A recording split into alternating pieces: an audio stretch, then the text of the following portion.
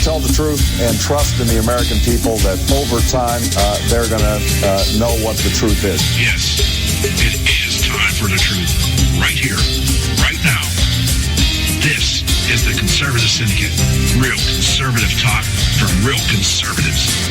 With your host, John Matthews. The latter-day prophet. Baying against the hypocrisies of our time. And Joe Akos. You want answers. I want the truth. You can't handle the truth.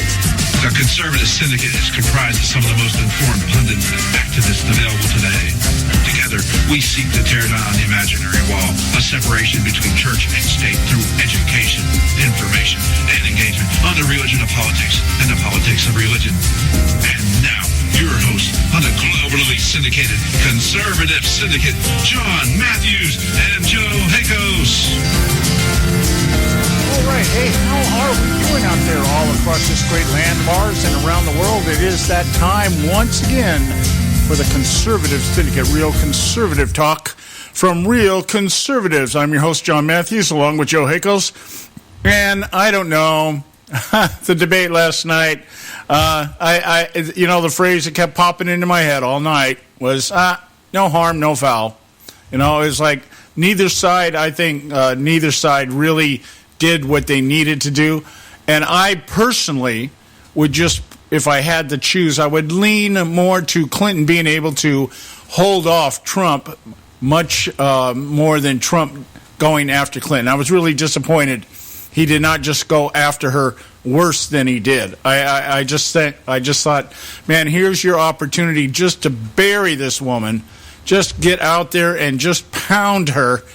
And, there's a couple of times where he looked like he was winding up, and then for whatever reason, he didn't do what he was supposed to do. Some bad responses on his part in terms of not being able to follow up and stuff like that. We'll get into the discussion about that today. I want to get Joe, my partner in crime, on here right now. How are you doing today, Joe?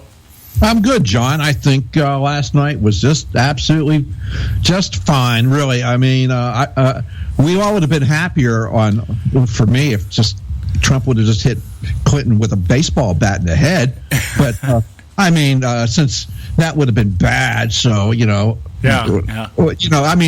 ultimately we would all have been, people like us would have been happy with that, because then we wouldn't have to worry about Hillary Clinton and the Supreme Court. As you remember, the question was, Trump hit that pretty darn good about the Supreme Court. Hillary, again, knowing what we know about her, she's going to do exactly what we know she's going to do. Yep. And she said as much. So, and all her poo-pooing the veracity of the emails, they're from the Russians. And they have not yet. She can say it all she wants, but 17 intelligence agencies or sources, whatever, have confirmed.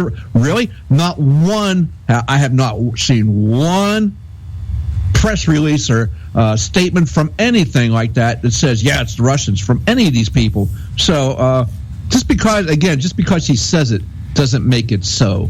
There was a couple of things. I thought, the discourse back and forth about the Supreme Court was pretty much just what we've heard all along. I didn't glean anything new out of that. There were several topics here. But, I was like, I just think, I'll be honest with you, I wish I was a Trump advisor on these debates, because I knew what she was going to say. Yep. And I knew what the actual comeback line should be. When she started talking about the WikiLeaks being a Russian hit job, my first thought was to say, well, and Trump did say it. You have no proof that China or the Russians, it could be China, it could be anybody. And she comes back with that 17 intelligence agencies have said, and one of two responses. Can you name me one of them? Yeah. And second of all, are we talking about the same intelligence agencies that exonerated you from compromising security? Are we talking about the same intelligence agencies that have gotten us into all the mess that we're in the Middle East? Are we talking about those agencies? Well, I did just a little bit of research out here, and two of the agencies, one of them is the Department of Homeland Security. Oh, we can believe those guys. So I'm sitting there going, yeah, there's a reliable, dependable, trustworthy source. The other one is the U.S. Intelligence Agency gathering, whatever that is, you know. Well, let's remember the Homeland Security. Are these the same people that have had terrorists that have afterwards in their midst and then afterwards let them go so they can go and kill Americans? We've seen that in San Bernardino. We've seen that in Orlando. I mean, these are the same intelligence agencies here. Yeah, and you know the idea here now. Chris Wallace played to the media tune just perfectly. A couple times he tried to corner Trump on some of the statements he said. I think one time he tried to go after Hillary. I think when they were talking about the free borders, she was talking about free borders, and the lame excuse. I was talking about energy. You give me a freaking break. Oh crap! I went back and read that, and it's like, no, I'm sorry, you weren't talking about that. It's exactly what you said. It was open borders. You wanted open borders and a free market, open markets, and hemispheric wide. Yeah, here it is. The other agency that she was one of the 17 agencies out there, the Office of the Director of National Intelligence. Which what is that? Is that Clapper? Well, that probably falls under the National Security Advisor for Obama, Ben Rhodes. All right, or James Clapper. Okay, huh? Oh, Clapper, is that Clapper? Yeah, okay. You know, all right, like, there we go. Really, the guy that's loving the Muslim Brotherhood, that guy? Yeah. And the Department of Homeland Security issued a joint statement saying that Russia is behind all this, but could not and will not, either will not or cannot, and I believe it's more cannot than will not, provide evidence that that's the case. They're just saying what they're saying is here's just a line out of the statement. This is out of the Office of Director of National Intelligence in a joint statement with the Department of Homeland Security. We believe, based on the scope and sensitivity of these efforts, that only Russia's senior-most officials could have authorized these activities. Since when do hackers need authorization from anybody to do anything? We believe. Yeah. I mean, come on, give me a break. So you're saying, okay, let's go along with that. Let's say if hackers had been authorized by a government, okay, maybe the Russians play into that. Or maybe the Chinese play into it. Maybe Iraq plays into it. I mean, all of our tech centers are over in India and Pakistan, right? So I'm saying, okay, based on your statement of how hacking should come about, which means it has to be authorized by somebody. I don't know of a single hacker in the world that has said, I've been authorized by a government agency to hack. There's a big difference between proof and belief. Yeah, and I'll just say we believe based on the scope and sensitivity. It's kind of like, what they're saying. We believe because this thing is so big that it has to have come from an agency by the government. And so are you now attributing WikiLeaks, or are you now acknowledging WikiLeaks as some kind of massive agency?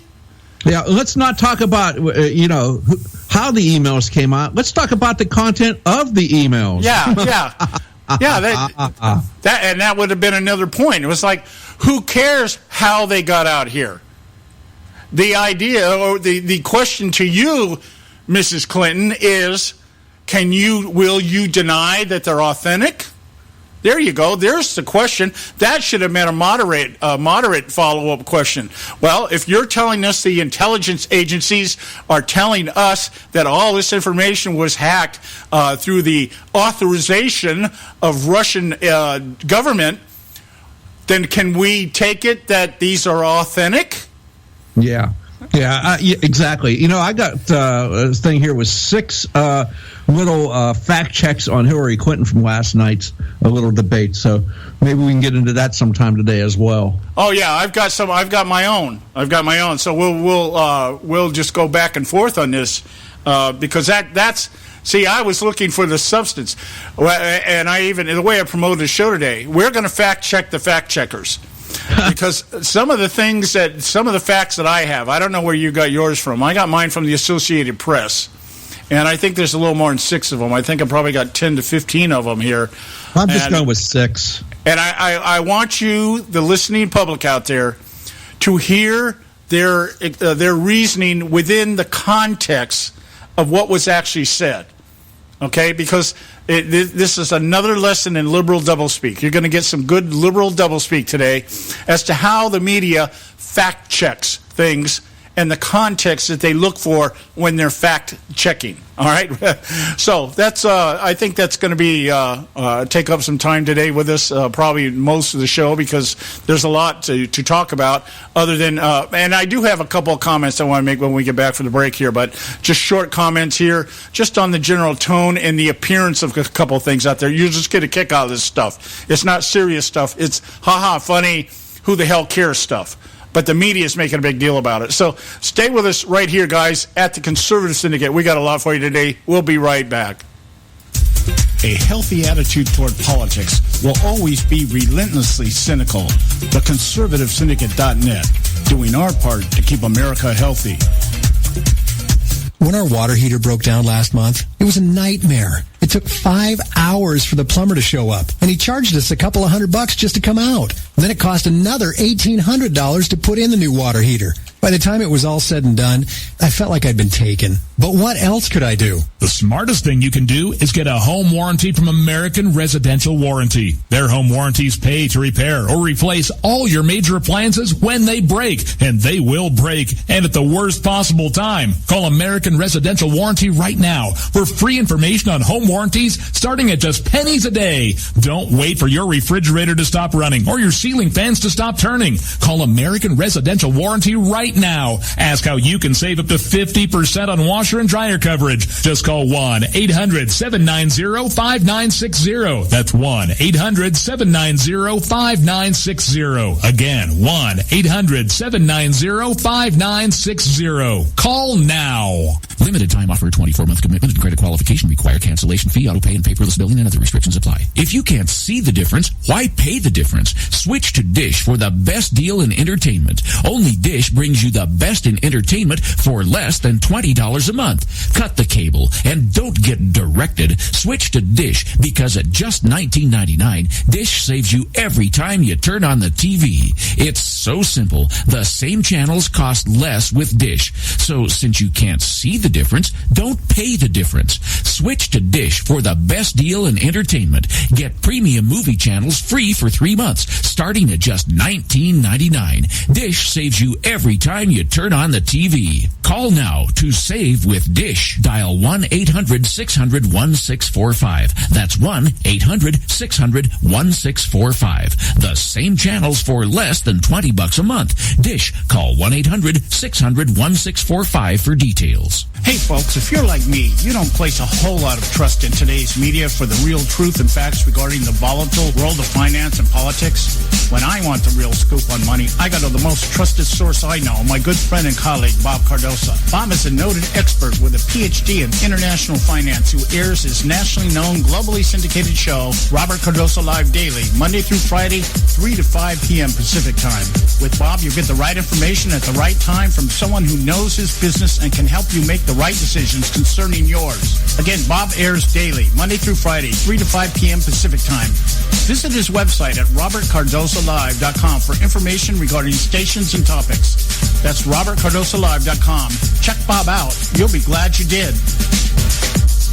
Attention taxpayers. If you've received a notice from the IRS or state, do not ignore it. It's also a big mistake to try and handle your tax problem on your own. If you owe back taxes, it's a fact that the government has the power to take everything you own, including your home, business, wages, savings, and your freedom. But here's the good news. There's a special toll-free tax hotline set up especially for you. This tax hotline will tell you about new programs that are geared to help you dramatically settle, reduce, or eliminate what you owe. But you have to call now. Take down this number or put it in your cell phone. But call 866-761-0959. 1-866-761-0959. 1-866-761-0959. When you call, you get free information on how you can reduce or eliminate back taxes, including penalties and interest. You can also be helped if you have unfiled returns, a tax lien, wage garnishment, bank levy, or if you've been entered into a payment plan but can't make the payments. Don't make the big mistake in thinking you can ignore or handle your tax problem on your own. You can stop the collection process immediately. Call this special tax hotline today for free info at 1-866-761-0959. That's 1-866-761-0959. 1-866-761-0959.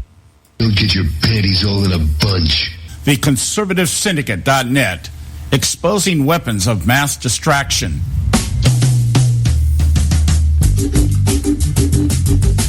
All right, you're back, or we're back. We're back here at the Conservative Syndicate, Real Conservative Talk from Real Conservatives. I'm your host, Joe Matthews, along with Joe Hakos. And since I know we're going to be eating up most of our time today, fact-checking the fact-checkers, I just want to share this one thing with you that I just find fascinating. Just the way the media it's like they're just trying to wring every little bit of patriotism out of Hillary Clinton. She's just not only the most qualified, but the most patriotic and the most caring and the most compassionate.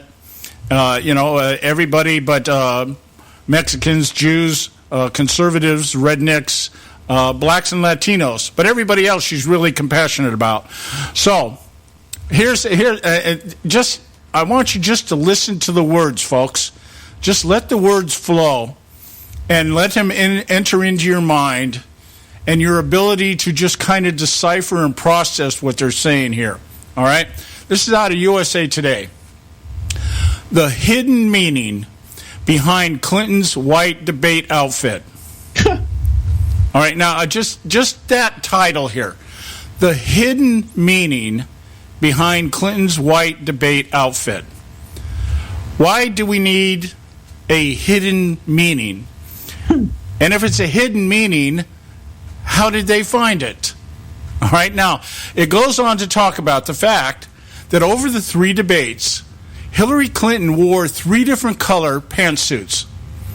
She wore red the first debate, she wore blue the second debate, and she wore white the third debate.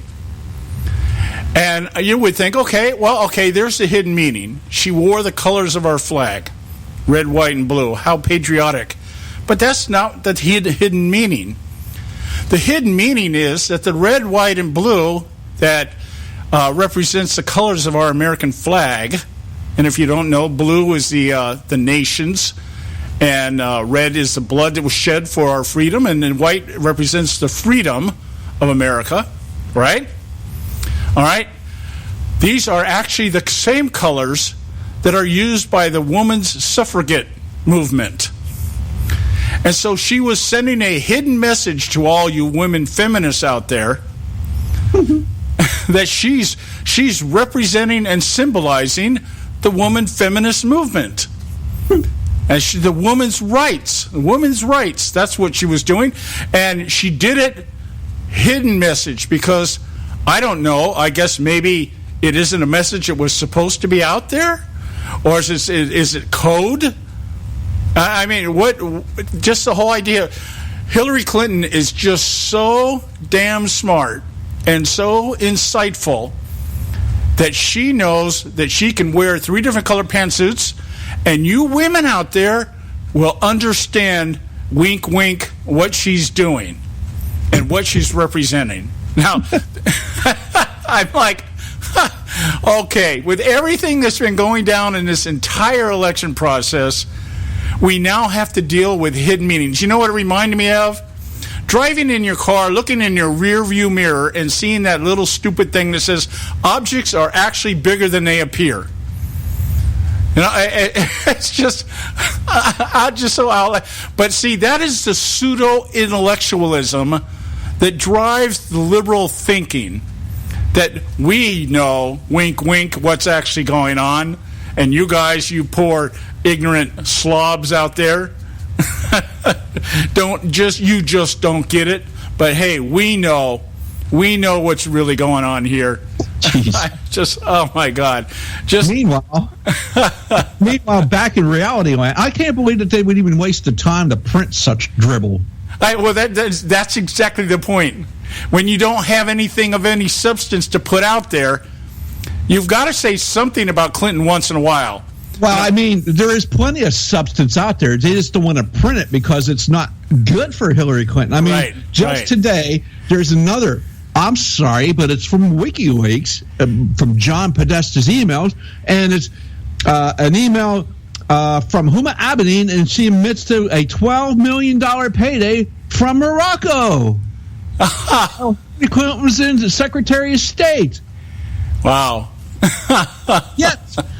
Here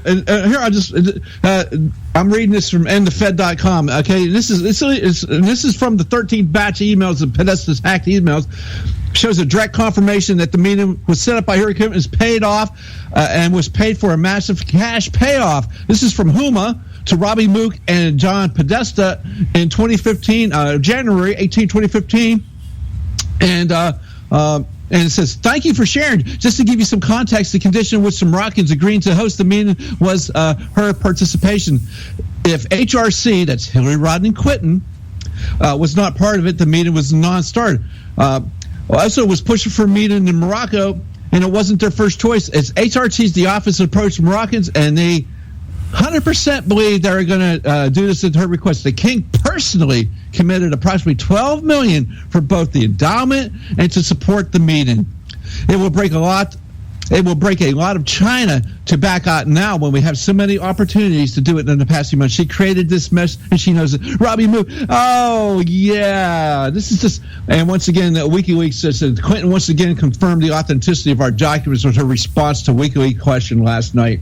And it goes on to say, Hillary complained to Russians and foreign agents all she wants. The emails are real, so is the criminal connection. Hillary Clinton used Secretary of State office to become obscenely wealthy, and she put America's national security at risk repeatedly. Thank you so much. Yeah. This just came out today, very, very few minutes ago, actually. Wow.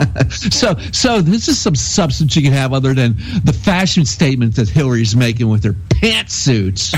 I know. It's like, well, you know, I can't. I was thinking about this. I was like, how would I word this if I was really going to try to convey the feelings that I got last night?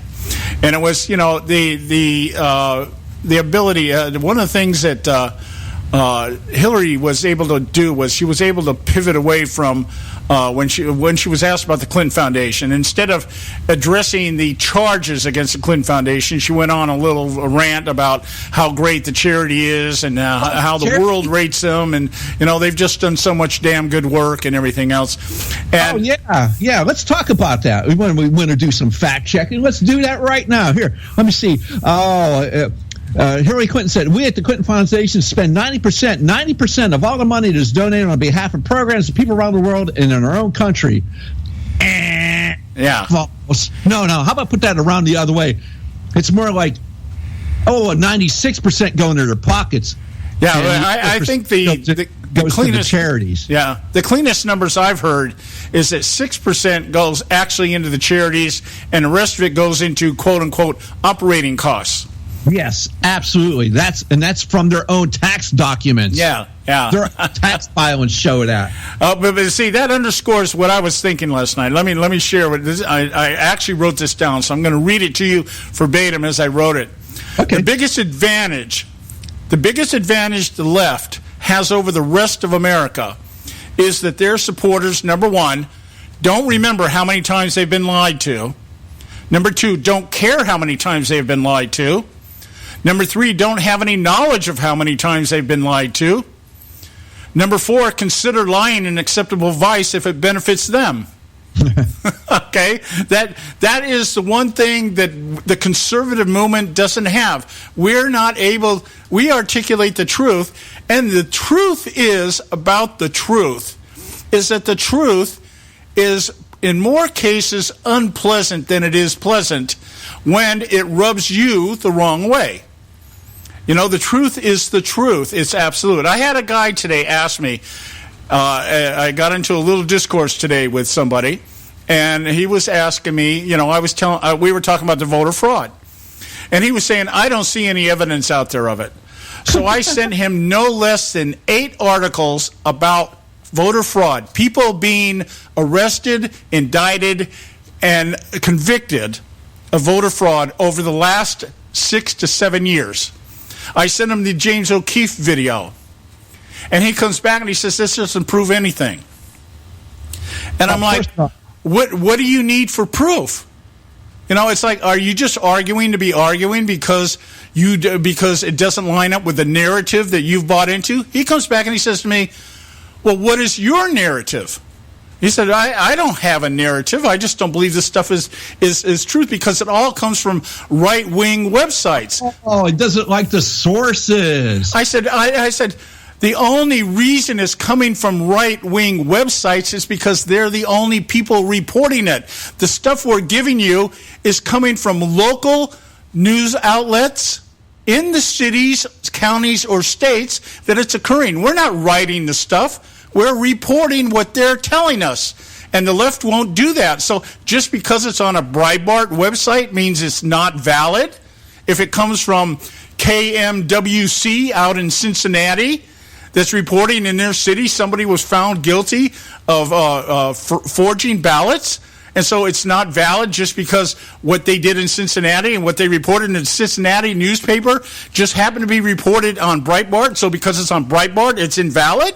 Yeah. How about Uranium One? Back last year, New York Times reported on Uranium One and the sale and the turnover of 20% of America's uranium interest to Putin's Russia.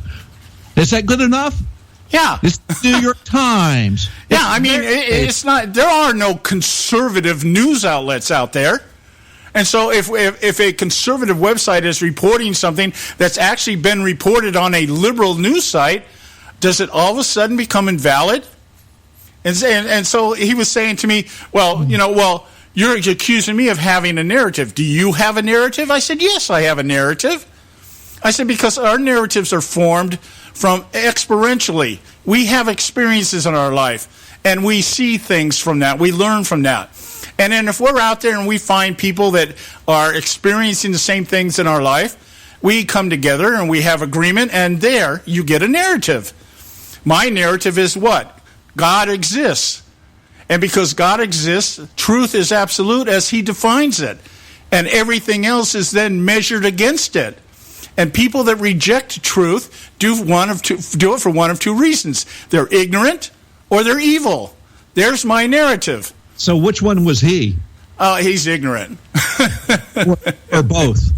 Yeah, he's too ignorant to be evil. So, no. But the point being is that it's just what narrative are you going to buy into? Are you going to buy into the manufactured one? The one that tells you that I'm going to protect a woman's right to choose and completely disregard the child's life right to live? Yeah, exactly. Up until well past the time frame of a viable person being there, for crying out loud. Yeah. I mean, with the technology we have today, what Hillary Clinton is, I'm just waiting for him, seriously. Until 4 years after birth, you can kill him. Seriously. I had a bad day. I was tired of feeding this child, so I killed it. It was my right to choose. Yeah. Well, I think that stuff happens, especially at the post office. There's a lot that goes out there. I make it a point when somebody tells me they work at the post office, and I've got a neighbor down the street here that works at the post office, and I whenever he's over here, he hangs out with my kids out here. They play cards on the weekend out in the garage. Whenever I see him, I go, "Oh, hey, how are my tax dollars doing today?" And he laughs, he chuckles about it. But I'm like, I'm guarded whenever I meet somebody from the post office, because these are the guys that go off half cocked. Yeah, they're looking for their Elvis stamps and get upset and start shooting everybody. Yeah. So anyway, the whole point of what I'm saying here is that it is the narrative that you're buying into, and if you're buying into the leftist narrative that Hillary Clinton represents you, that she cares about you, that she's compassionate about you. While we're finding all these email leaks that says, no, they basically laugh about you people behind your back. I can accept Hillary Clinton not liking somebody like me because I don't like her. Okay, I'm completely cool with that. She represents nothing that I believe in, and I think she is one of the evil ones. She's not ignorant; she's evil. Americans need a champion, and I want to be that champion. Yes. Yeah, right. Yes. Well, yeah, you got that one. Then there's Lucifer's champion. That's what she is. Anyway, when we come back, we're going to get into the fact checking, but I do have a couple of things I want to real quickly share with you. I kind of got lost here in another tangent here, but I really want to reiterate this stuff so that you understand when we get into fact checking why we're doing what we're doing. So stay with us right here at the Conservative Syndicate. Don't go away. We'll be right back.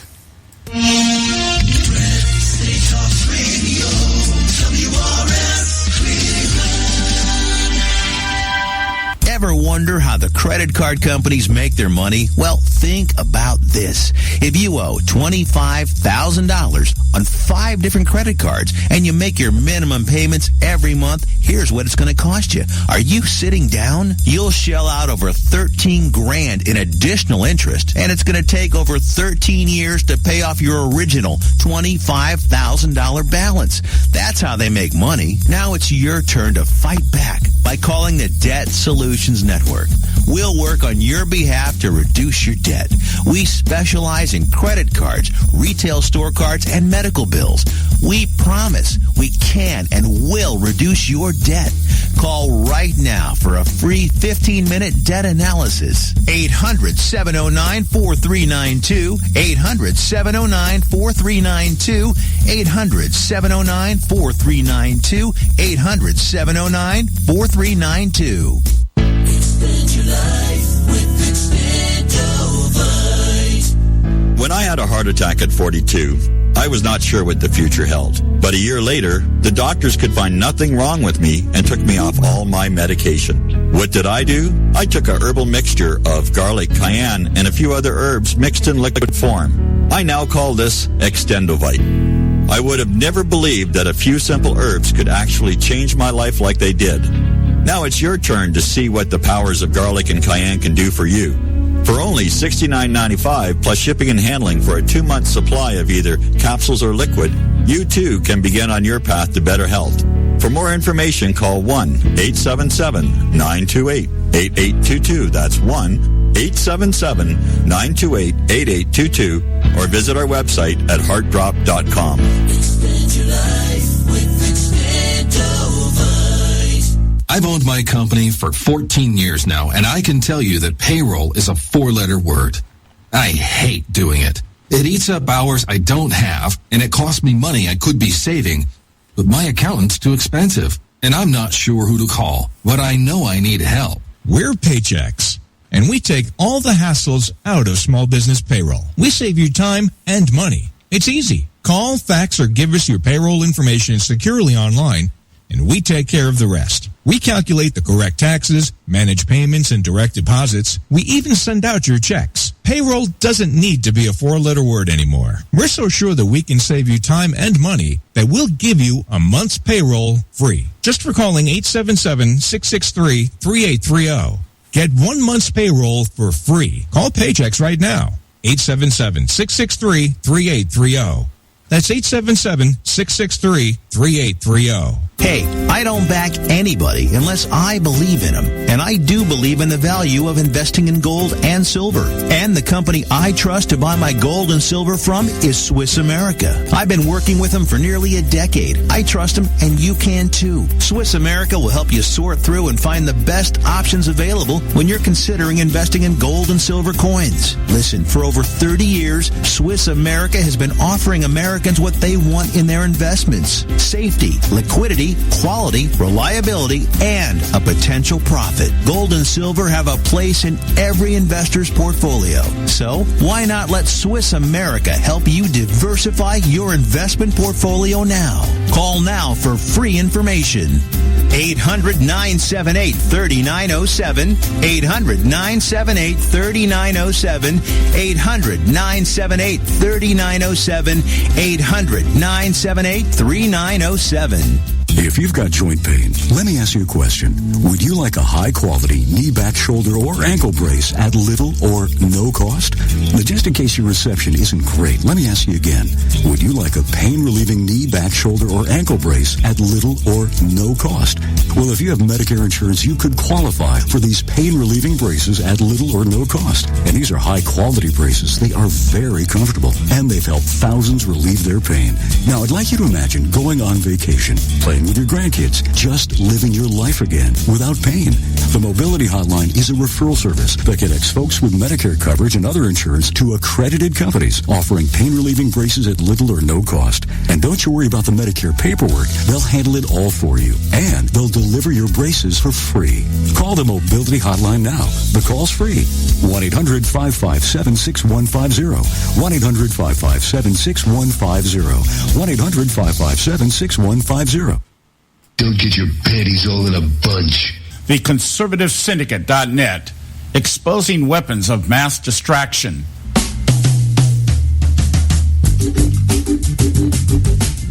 All right, hey, we're back. This is the Conservative Syndicate, and we approve of this message. We actually don't give a damn if anybody else does, but we do. And we're glad to have you with us today. And I am your host, John Matthews, along with Joe Hakos. And hey, let's get more into the details here as to what took place last night. But I have to lay down some groundwork here. I know some people may think this is a bad habit of mine, but this is just the way I think. And since I'm the one doing the talking here, you've got to go along with the way I think. Otherwise, it just comes out jibber-jabber. It doesn't come out right. So I kind of have to preface the way you think. John, if they don't like the way you think, then they can start their own radio show. Yeah. If you don't like what I say or the way I say it, get your own show. Otherwise, just suck it up. Or as, Buttercup? Yeah, as Leonard Hofstadter's mom would say, buck up, sissy pants. All right. So, all right. The Dallas News, the Dallas Morning News. I think it's one of the first time the Dallas Morning News has endorsed a liberal candidate. I believe they have endorsed Hillary Clinton. If not, they probably should, because the article that came out by Richard Parker over there this morning is just prime liberal propaganda. All right. Oh, John, I think this is the first time in history that Republicans have endorsed the Democratic candidate for president. Yeah, well, the first one that I can remember, you know. Yeah. So, gee, what else is new? Anyway, Richard Parker over at the Dallas Morning News is saying basically that Donald Trump is in what he calls a scorched earth campaign coming down the home stretch of the presidential election, and that he is actually preparing to lose. And the reason why he's preparing to lose is because his intent for running in the first place really wasn't to become president. It was to lay the groundwork to tell his followers, by his estimate, 30 million angry and disaffected Americans, that he was robbed on Election Day without a shred of evidence. And that's enough people to create a right-wing rump political movement that would also double as a lucrative right-wing media empire. Trump is preparing to lose, but he has no intention of going away. He knows he will lose, but he believes he can still, as always, capitalize richly. For the sake of democracy, here's the catchline, guys. For the sake of democracy, defeating Trump is not enough. Only destroying his movement and his prospects will do. If Trump really wanted to start a right-wing media outlet, right? He could buy one of these. He could buy MSNBC. They're not like they're so huge and so expensive that he couldn't afford to buy them. He wouldn't have to go through all this crap and all this public humiliation and put his wife and family through all this crap.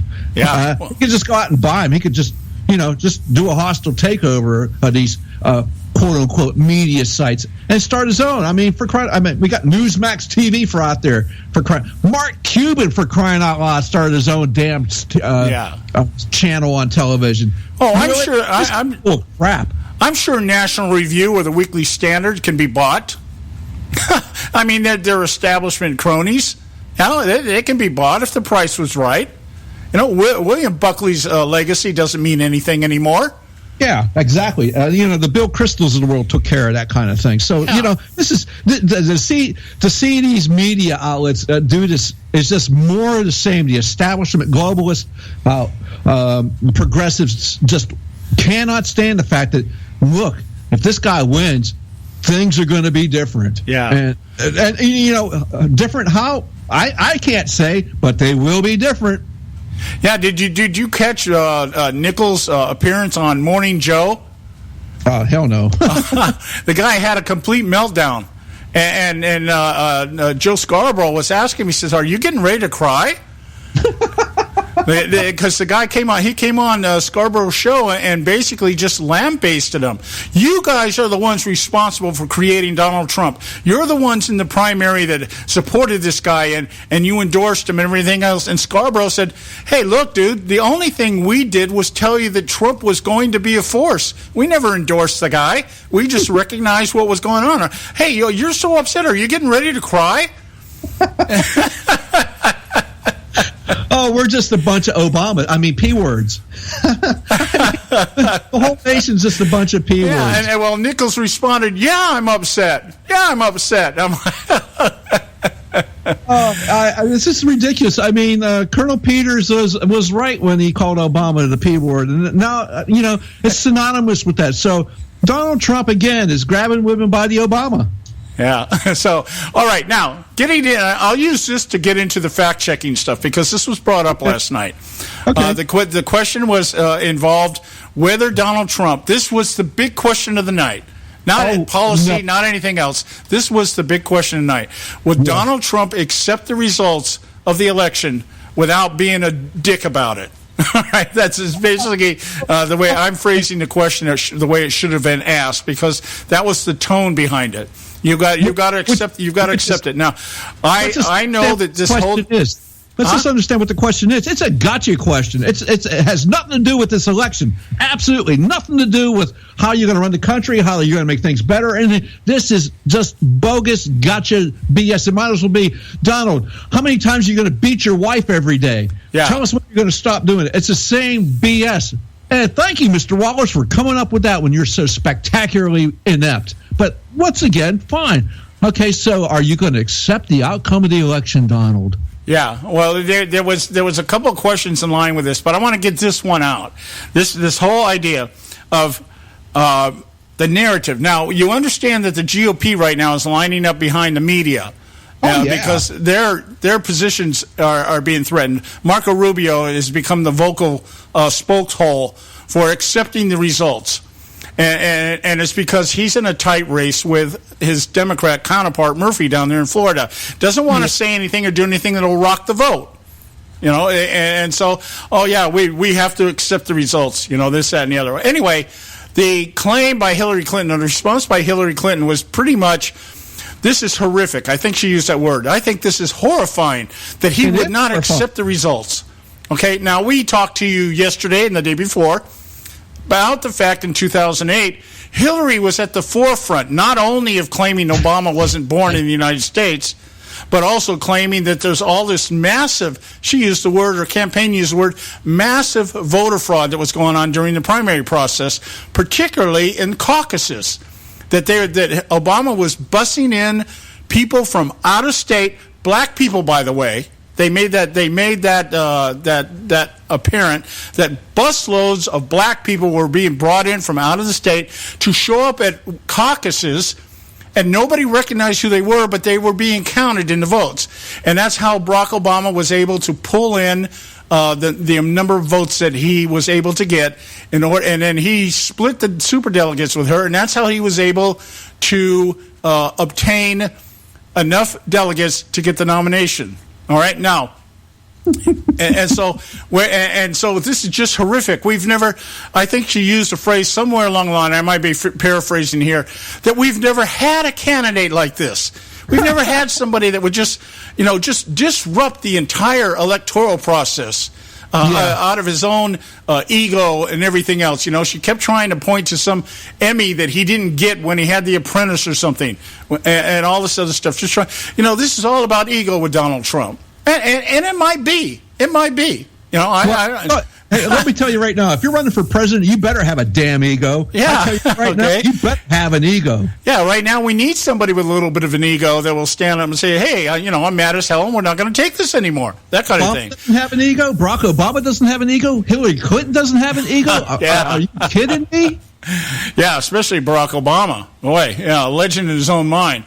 Now, so I thought about this last night as I was listening to this, and lo and behold, I get up this morning, Conservative Review, another right-wing outlet out there that's putting out all this propaganda, was doing a report or wrote an article. Robert Eno at Conservative Review, remembered he also recalled the same thing. Well, wait a minute, didn't we have this in 2000? Wasn't the 2000 election between Al Gore and George Bush? Hanging chads and all that other crap. Remember that? Yep. And it was, and so the history of the whole thing is that Al Gore had first conceded the election, but then he retracted his concession. Yep, that's exactly correct. Okay, because the later votes were coming in, and it looked like there was a sudden surge of ballots, and so Gore said, "Hey, wait a minute, no, I'm not going to concede this thing." Well, Gore held up the election process for a total of 35 days while he went through courts, while he demanded recounts of ballots. Remember the hanging chad stuff? People not being able to punch a ballot. Yeah, I was in Florida. I remember it all. All right. And so over the next 35 days. Now, the thing that Hillary Clinton was saying was that the government has to continue to run. And if you contest the election, it throws the government in disarray. Okay, well, let's remember something here. The election took place in November. 35 days later, all right, the first week of December, finally, Gore concedes that he's lost the election. Now, was the government disrupted? Did it shut down? No, because Bush was still inaugurated a month and a half later. Yeah. Hey, let's remember another thing about that, John. Hillary Clinton, remember? Hillary Clinton said that George Bush wasn't elected. He was selected. Oh, yeah, and isn't that the same thing they're saying even today?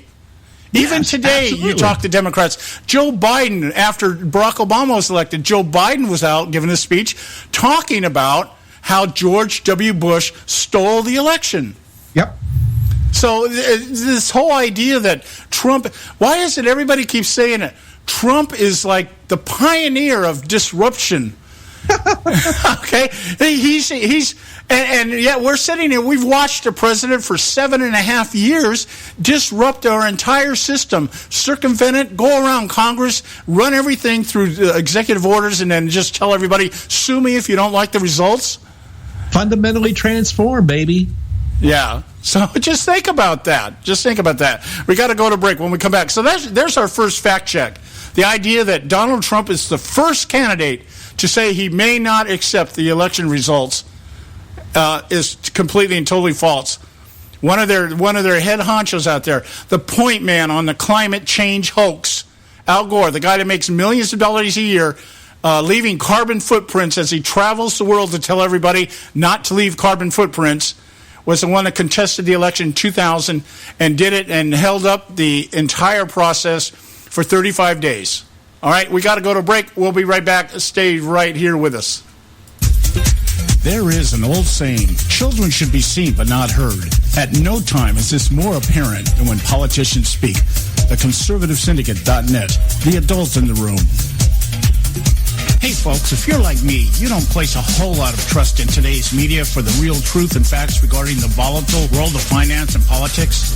When I want the real scoop on money, I go to the most trusted source I know, my good friend and colleague, Bob Cardosa. Bob is a noted expert with a PhD in international finance who airs his nationally known, globally syndicated show, Robert Cardosa Live Daily, Monday through Friday, 3 to 5 p.m. Pacific time.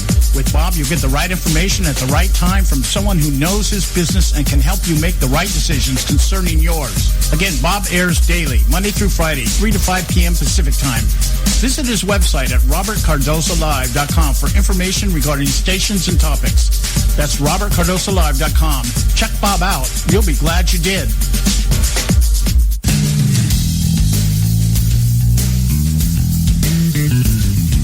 History affirms a vibrant civil society thrives on freedom of conscience, religion, and choice. Any society absent these qualities stifles individual responsibility and accountability, thus enslaving its people by denying them the potential for goodness, creativity, and altruism. To that extent, oppression, coercion, and totalitarianism are multiplied exponentially. To counter such outcomes, the American Freedom Alliance was formed. The AFA is a nonpartisan, non-aligned movement which promotes, defends, and upholds Western values and ideals. The Alliance strives to build an international coalition of citizens of the West who together promote and protect moral values, democracy, and freedom. To find out more and become part of this valuable asset in the preservation of freedom and all its rewards, contact us at AmericanFreedomAlliance.org. That's AmericanFreedomAlliance.org. Let freedom ring. Don't get your panties all in a bunch. The Conservative Syndicate.net, exposing weapons of mass distraction.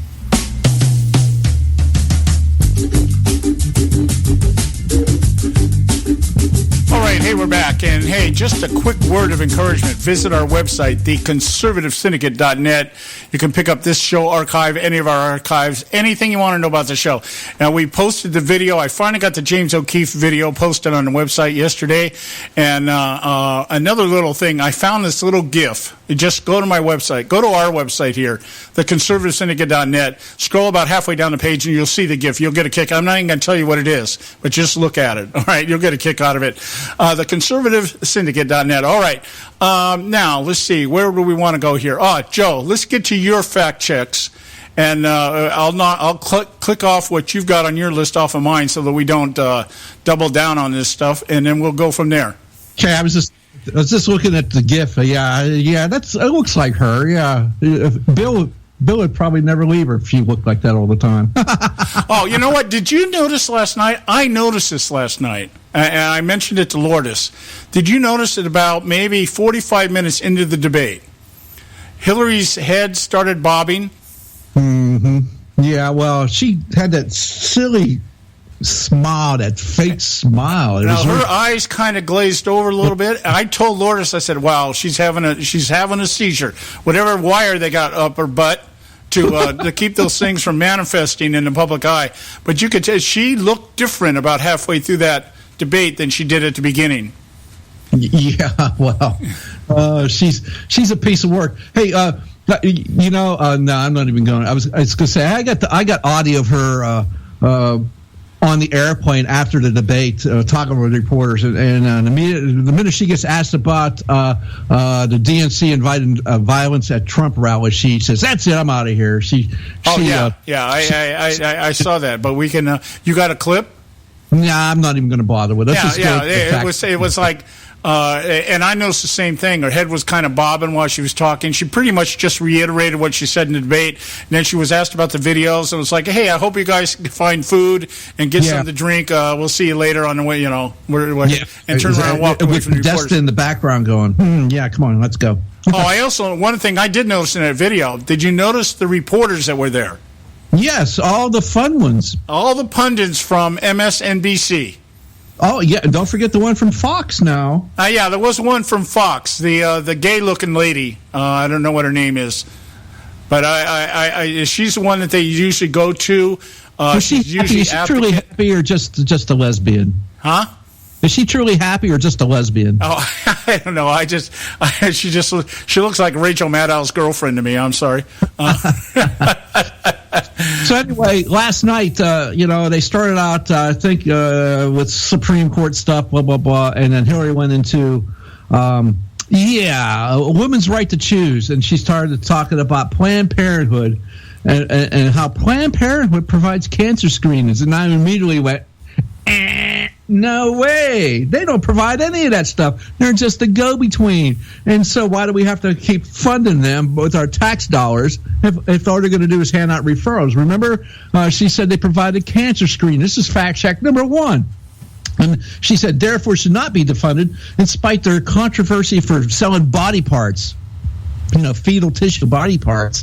It's code for babies. Well, I think the thing about the Planned Parenthood, the way I looked at it, the way I heard it, she basically was just repeating. There's a lot of things she said last night. It was just repetition. Exactly. Just those memorized lines. And here's the thing, though. See, but the thing is, it's false. Planned Parenthood does not provide cancer screening whatsoever. We had it on the show, I don't know, months and months ago. They do not provide that. They are nothing more than a go-between. They will give you a referral to get a cancer screen, but they do not provide it themselves. Well, I just thought the whole idea of, to me it was a redundant question. Yeah, okay. The fact that it was even asked was redundant because it was like, but the phrase that she uses, see, what happens when you get asked questions like this, because one of the things I'm going to talk about next hour was the Lunds group. Lunds, and I've got actually graphics here of how people were responding when certain questions were asked. And she scored high on the Planned Parenthood response amongst independents. All right, and Democrats. They, the idea that she's protecting a woman's right to choose. Okay, that is a buzzword. That is a liberal buzzword. That's like saying instead of rebels, we call them freedom fighters. That kind of stuff. Or terrorists. One man's terrorist is another guy's freedom fighter. Yeah, okay. But the thing is, a woman's right to choose to kill the unborn child. Yeah, it's a woman's right to a constitutional right. Let's get the word in there. It's the constitutional right of a woman to choose to terminate the life of an unborn child. No rhetoric. See, these are the kind of things that if I was an advisor, I would say to Trump, when she says that, your response should be, oh, the woman apparently didn't have any right to choose before she got knocked up? They're never going to see. None of these people are ever going to figure that part out. How about let's start at the beginning of all this. Yeah, exactly. But they'll never get to that point ever. But Trump did a pretty good job on that, saying, "Look, I am going to have." When Wallace pressed him on it, well, does that mean you're going to have Roe v. Wade overturned? And Trump did an excellent job on that because it's true. Send it back to the states where it should have never been up at the Supreme Court level. Send it back to the states and let each state figure it out from there. Yeah, but see, that is not how it was reported in the media. The media said that Trump, when he was asked about when he was asked about the Supreme Court justices, and when it came to the Roe versus Wade, they reported it as him saying he would nominate Supreme Court justices that would overturn Roe versus Wade, and that's not what he said. It's not what he said. If they overturned it, it would go back to the states. He never mentioned one way or the other what he would say or what he would do. Yeah, that's not what he said. Again, if you listen to the media, if you just go by with what they quote-unquote, big air quotes here, report, you're going to be misled. Right, and well, I don't want to get ahead of our thing here, but it was similar to the way that when he responded about the Russian hacking, he said, "You don't know who's doing this." Well, the media reports that he denies that it's Russia hacking it. Well, he didn't say he denied it. He said, "You don't have any proof." Well, it's 17 intelligence agencies. So what? They don't have any proof. Exactly. Show us. Where's your proof? Just because you say it's so doesn't make it so. Yeah. So it's like they're taking his words, they're paraphrasing it to fit their narrative. Absolutely. And that is what constantly happens. And it is because, I admit, it's because Donald Trump does not know how to articulate things in a political fashion that would eliminate the media's ability to take what he says and make it sound like whatever they want to. He's got to learn how to be politically expedient in his language. Well, he just needs to say it in a more concise manner instead of this roundabout thing. He just wants to be long and drawn out. It's like, look, dude, just say it. Yeah, he just says it. And one thing I did notice, we got to go to break here, but one thing I did notice, Hillary read a lot from the podium last night. Trump very seldom looked down at anything. Yep, she was all constantly looking down there. Well, it's top of the hour, guys. We got to go to the Edwards Notebook, pay some bills. We'll be right back. Stay with us. Stripping money from the U.S. military budget to pour into government school systems is simply exacerbating two major problems. Hello, I'm Ron Edwards. On today's page from the Edwards Notebook, government schools in America have for years received enough money to ensure that more money is spent per student throughout the Republic than almost any other nation on earth. Yet, overall, America ranks 30th in the world in education quality, proving that spending the most money does not ensure the highest quality. Especially since the actual goal of American government school educators is to indoctrinate American students into being glorified, socially conscious globalists who are more in league with the United Nations, open borders, and climate change dogma than reading, writing, arithmetic, and true American history. In addition, the stripping away of needed funding from what has been the best military in the world has produced massive shortages in needed supplies at every level. Thus, the military is now at best heavily strained in the effort to protect America and maintain stability throughout the world. Hopefully, the scenario of double trouble is soon corrected through a return to providential guidance and an appreciation for America the Beautiful. I'm Ron Edwards.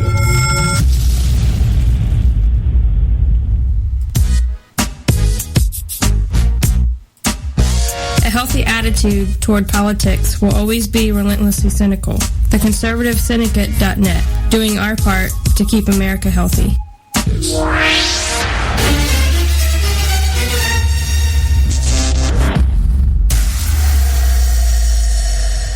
Prices are for base buildings only. May not be available in some areas. Attention business owners, do you want a stimulus package that really works? Before you spend thousands of dollars more than you should on your next building project, listen to this. General Steel has a stimulus package designed to help you save as much as half the cost of conventional construction on your next building. As much as half. That's right. General Steel can save you thousands of dollars with a pre-engineered steel building designed for your business or church. How about a 50 by 100 foot building for under $30,000? So don't pay thousands more than you should without calling General Steel first and save as much as half the cost and time of conventional construction. With the projected demand for steel in Japan and China, prices may be skyrocketing. 877-927-3360. 877-927-3360. 877-927-3360. Term life insurance. It can be a powerful way to protect your assets and your family. You work hard to earn and save your money to build a nest egg for the future. Don't let it get wiped out because you didn't plan ahead. Take the time now and make a small investment in $500,000 or more in quality term life insurance. Call the Term Lifeline and let us shop the best companies to give you the lowest rates. We specialize in policies of $500,000 and above. Ask about some of our 10 and 20-year fixed rate plans with guaranteed rates. Call the Term Lifeline right now for your free insurance quote. 800-870-3609. 800-870-3609. You owe it to yourself to protect your family and your assets. Make term life insurance part of that plan. Call the Term Lifeline right now. 800-870-3609. 800-870-3609. Hey folks, if you're like me, you don't place a whole lot of trust in today's media for the real truth and facts regarding the volatile world of finance and politics. When I want the real scoop on money, I go to the most trusted source I know, my good friend and colleague, Bob Cardoso. Bob is a noted expert with a PhD in international finance who airs his nationally known, globally syndicated show, Robert Cardoso Live Daily, Monday through Friday, 3 to 5 p.m. Pacific time. With Bob, you get the right information at the right time from someone who knows his business and can help you make the right decisions concerning yours. Again, Bob airs daily, Monday through Friday, 3 to 5 p.m. Pacific time. Visit his website at robertcardosolive.com for information regarding stations and topics.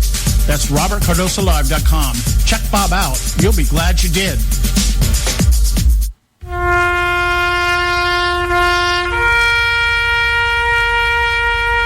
Read something recently worth thinking about. It's the soldier, not the campus organizer, who's given us freedom to demonstrate. It's the soldier, not the reporter, who's given us freedom of the press. It's the soldier, not the poet, who's given us freedom of speech. It's the soldier who serves under the flag who defends the protesters' right to burn the flag. Isn't it time now to demonstrate that we support our troops? Were it not for the brave, there'd be no land of the free.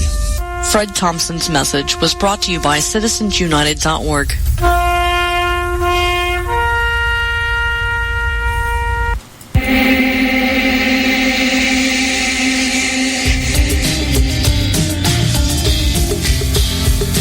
All you can do is just tell the truth and trust in the American people that over time they're going to know what the truth is. Yes, it is time for the truth.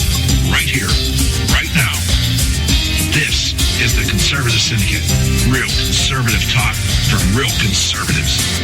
With your host, John Matthews. The latter-day prophet. Weighing against the hypocrisies of our time. And Joe Hakos. You want answers. I want the truth. You can't handle the truth.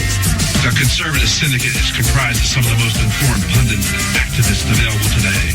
Together, we seek to tear down the imaginary wall, a separation between church and state through education, information, and engagement on the religion of politics and the politics of religion. And now, your host on the globally syndicated Conservative Syndicate, John Matthews and Joe Hakos.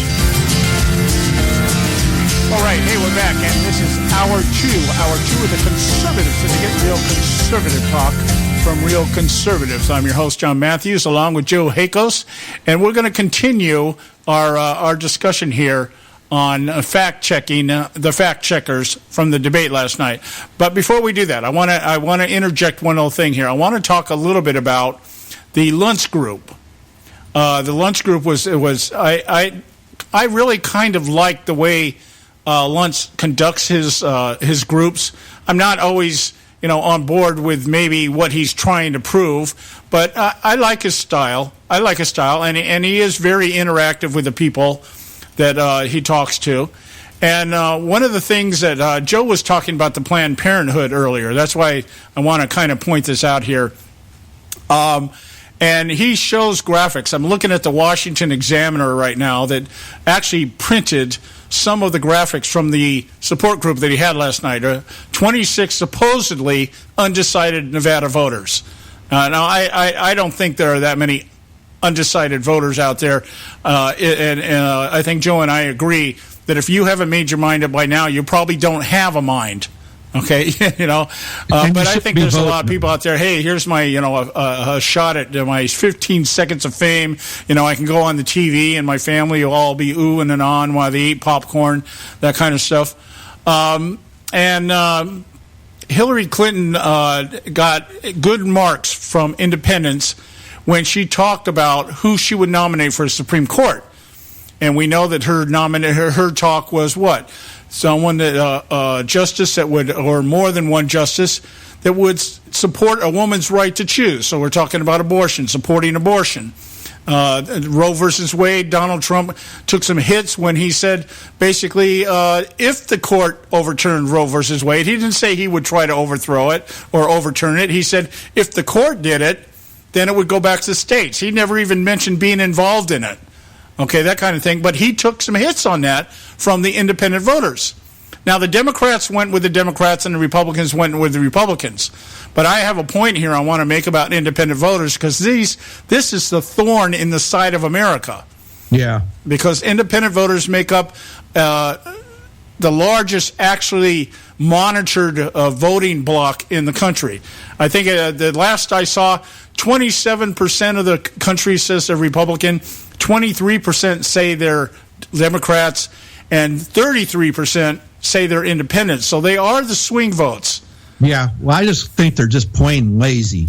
Yeah, so they are. Now, when we looked at some of the graphics here, the independents went with Trump when he called out Hillary on the State Department. He got very high scores. In fact, the Republicans, he went completely off the graph. He got above 100, or he got 100% approval rating. The graph only shows up to 70%, and then the red line it just goes off the chart here. So he got some very good scores on that. So, but then let's see, what was the other one here? Okay, here. Voters want candidates to support the election results. All right. everybody scored Trump bad on that. Okay, so that means most America is buying into the narrative that even if there is voter fraud, we should still accept the voting of the outcome of the election. Okay, Hillary Clinton scored high. Here's one in liberal doublespeak. Here's another lesson, liberal doublespeak. The government should not make decisions on abortion. Ended her response on a high note. She got high scores amongst independents on that. The independents are abortion supporters. But here's my point on this. See, if I was Donald Trump, the response would have been, well, if the government should not be involved, why do we have Roe versus Wade to begin with? There you go. There's the argument. If the government should not, why is the federal government making it legal if the government should not be involved? This should be at best a state matter. Each state, I believe totally in federalism. The states decide what they want within their respective states, and if you don't like where you're at, you move to another state. That's how and why it was set up that way. All right, if the state votes that same-sex marriage is not constitutional and we don't want it, then you move to a state where it is. And quit imposing your beliefs on everybody else, just like you keep opposing. If you don't want to be around Christians, move to Utah. All right, there's a bunch of Mormons there. Okay, move to Detroit where all the Muslims hang out at. All right, but don't sit there and tell us we have to change our beliefs. Okay, Trump got very high scores. Oh no, he got low scores. When here's the media. All right, let me get this. I got to get this out here. Here's how the media reported it. Trump saying he will appoint Supreme Court justices to overthrow Roe versus Wade caused his numbers with independents to tank. He never said that, Mr. He never Luntz. said it. You're absolutely right. He never said he would appoint justices. He said, I will appoint justices that will uphold the Constitution. He said he would appoint justices that believe they're the pro-life justices. What they do is up to the justices, not him. He's not doing it. Yeah, but he never said, I want to overturn Roe versus Wade. Never said it. I think he said it would come to pass probably that it would end up back at the states, back within the realm of the states, not at the federal level. Is what he said. And, but because of the people he would nominate as Supreme Court justices, not that Donald Trump was going to do it. Right. He's not out there campaigning or championing overturning Roe versus Wade. He's saying, I would appoint Supreme Court justices that I said. I gave you a list of 20 of them out there. These are the people I would appoint that want to uphold the Constitution. In fact, he specifically mentioned, the only thing he mentioned was the Second Amendment. Yeah. He said, I'll appoint Supreme Court justices that will uphold the Second Amendment. He never even went into the other area, but that's not how the media reported it. That's all. Those are just some of the graphics that I was looking at here.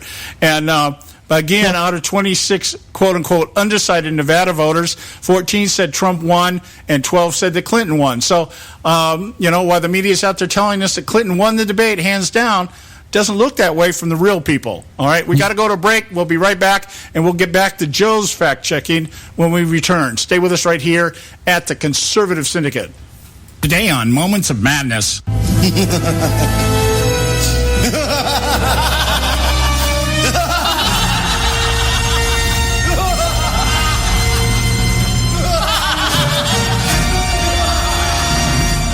There have been several strategies employed by the elitists, operatives, and media lapdogs to stop Donald Trump.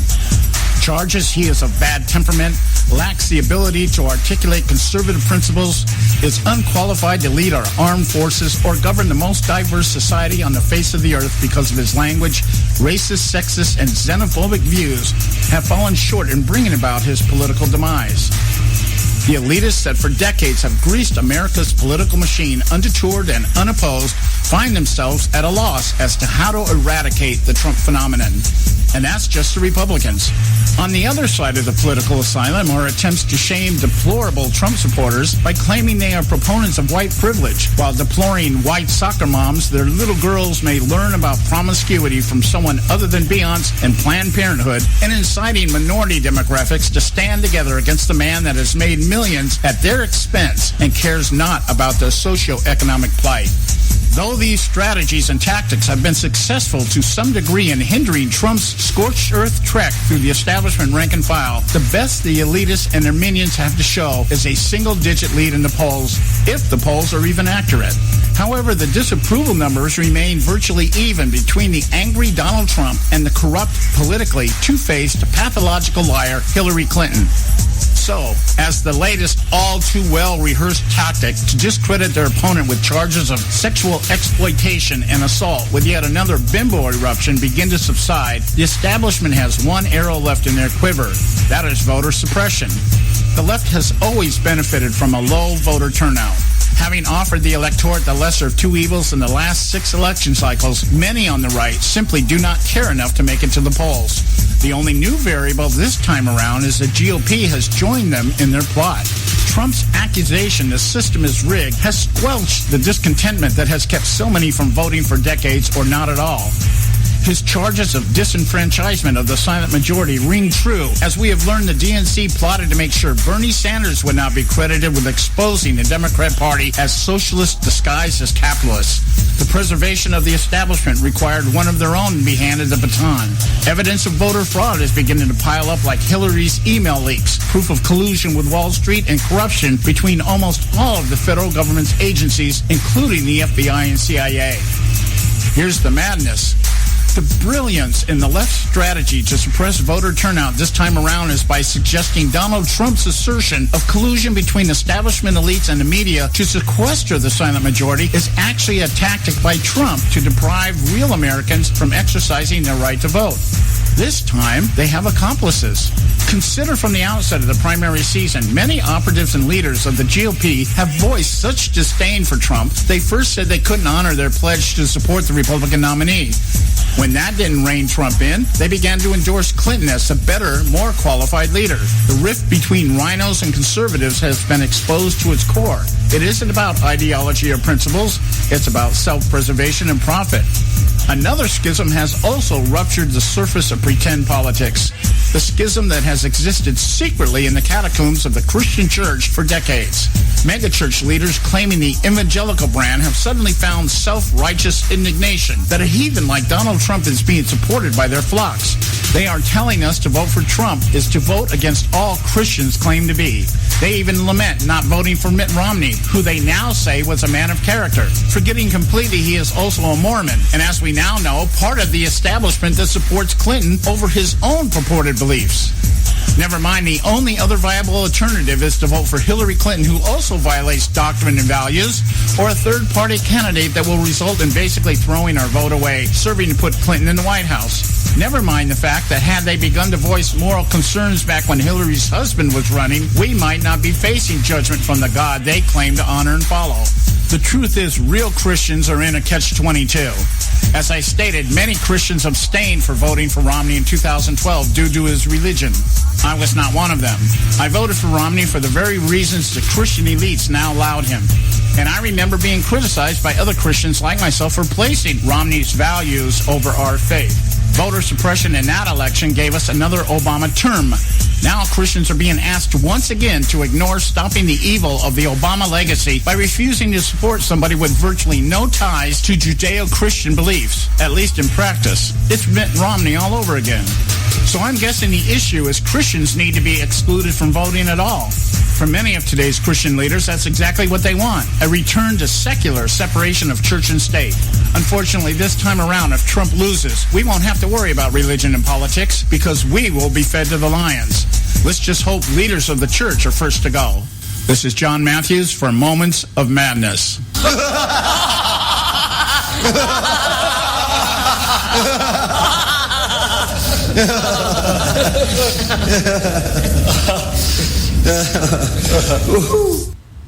Don't get your panties all in a bunch. The Conservative Syndicate.net, exposing weapons of mass distraction.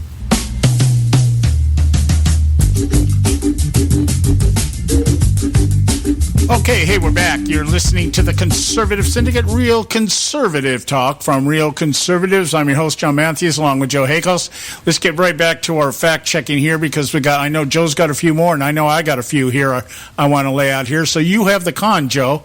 All right, so Hillary Clinton last night, well, not just last night, but last night, since we're talking about the great, wonderful, quote-unquote debate, and since we want to fact-check old Hillary, because I wanted to go somewhere else other than her website to fact-check. I wanted to make sure that I was absolutely getting the truth, and because, she's lied to us before. So Hillary Clinton last night said she will support the Second Amendment. So when she sends people to the Supreme Court, that you can understand that she's going to support the Second Amendment. No, Hillary Clinton will not support the Second Amendment. And here, let's use her own words. And I want you to listen closely to Hillary Clinton, and then we'll talk about this just a little bit more. But here's Hillary Clinton. A fundraiser last year, you said this: the Supreme Court is wrong on the Second Amendment. Now, in the 2008 Heller case, the court said that there is a constitutional individual right to bear arms. What's wrong with that? Well, I think what the court said about there being an individual right is in line with constitutional thinking. And I said in the convention, I'm not looking to repeal the Second Amendment. I'm not looking to take people's guns away. But I am looking for more support for the reasonable efforts that need to be undertaken to keep guns out of the wrong hands. And the Second Amendment includes an individual right to bear arms. Yes, but that right, like every other of our rights, our First Amendment rights, every right that we have is open to and even subject to reasonable regulations. Yeah, That's right. Every right we have. She wants every right we have is open to reasonable regulation. They're not rights. They're open to regulation. She wants to regulate them all. So Hillary is not about to be supporting the Second Amendment. And let's remember what the Heller ruling was, what the Heller decision was about. It was about Washington, D.C.'s gun ban, okay, which was struck down by the Supreme Court decision, all right? So to oppose the gun ban, the Supreme Court's decision is to oppose the actual application of the Second Amendment and the individual's right to bear arms. To have and bear arms, and she doesn't like the four words, shall not be infringed. Let's just face it, she does not like shall not be infringed was it's okay to regulate. It doesn't translate to that. Yeah, well, this is a missed opportunity. As Trump's advisor, somebody should have been telling him, look, when she brings up this right, the common sense gun laws, regulations to keep the guns out of hands, so that we don't have 33,000 toddlers finding loaded pistols around their house, and the gun violence that's out there on the street and everything else. All the arguments that Hillary Clinton presents about regulating the Second Amendment misses the point of the Second Amendment. The Second Amendment is not so a woman can defend herself. The Second Amendment is not so that you can have a gun for sport. The Second Amendment is not about hunting. The Second Amendment is the right to bear arms against a tyrannical government. Period. That was the intent. People like her. The Second Amendment is so you can actually defend yourself against people like her. Right, exactly. That's right. And so this idea of closing loopholes on the internet and at gun shows and in states coming out and regulating how many bullets you can buy when you go down to the store, all these are attempts to regulate the Second Amendment useless. Yeah, absolutely. And that's what she will do. Yeah. She will absolutely do. She doesn't think the Heller decision was proper. Just like she doesn't like, let's see, oh, I'm having a senior moment, John. Oh, my God. I got to see it again. Oh, there it goes. Well, just hope that your health care is paid up.